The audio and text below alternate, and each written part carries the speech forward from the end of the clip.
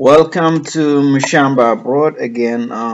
Today I decided not to write, but to talk a little bit about this issue of corruption in a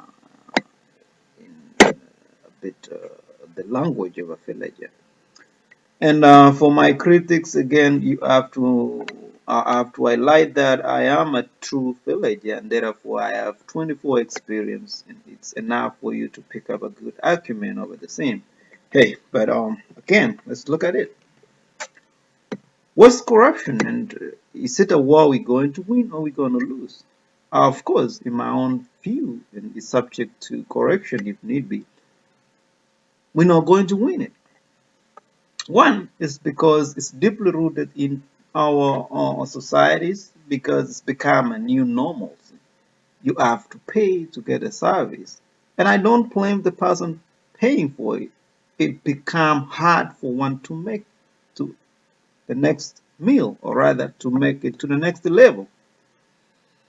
Secondly, it's absurdity of a justice system. They can distinguish on what crime to prosecute, or rather what is the procedure or the application of the document that we have adopted to all citizens of a state.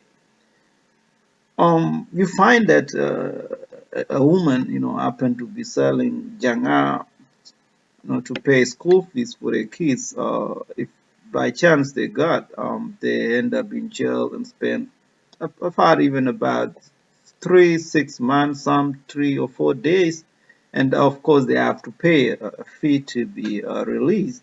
And yet these extreme looters, I mean these extreme, I should call not corrupt people but thieves, who take billions of money out on bond and walking down the streets, making profits out of our money, and yet the justice system has never will, and I hope, or I mean, not hope, but I think they will not be able to prosecute anybody about that. And on the same line, we have another big problem of creation of tribal alignments.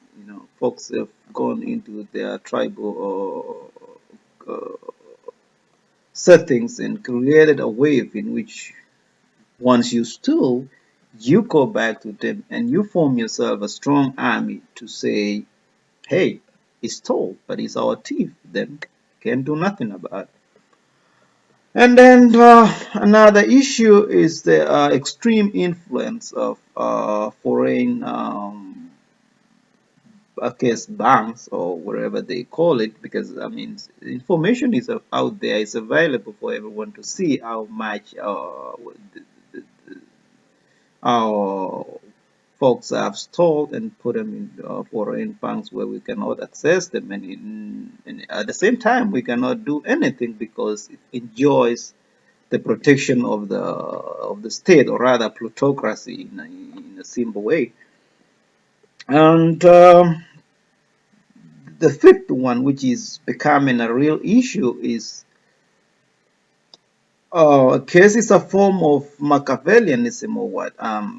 The society creating a bunch of fools. The education system does not, or rather, does not do any much in creating critical thinking.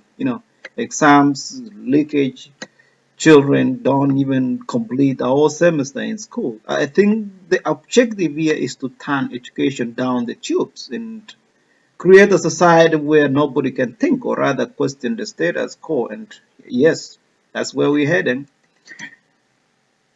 And that summarizes my personal view. And of course, as I've said earlier, is subject to criticism to end the fact that this corruption cannot work, we cannot win. But what is the essence of life if a wrong becomes a right and a right becomes a wrong?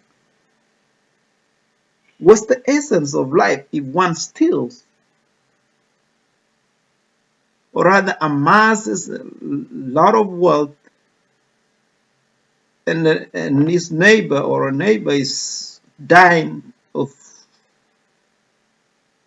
starvation, anger, whatever we call it, diseases. Uh, what is life to some of these folks? Anyway, I'm just but a villager.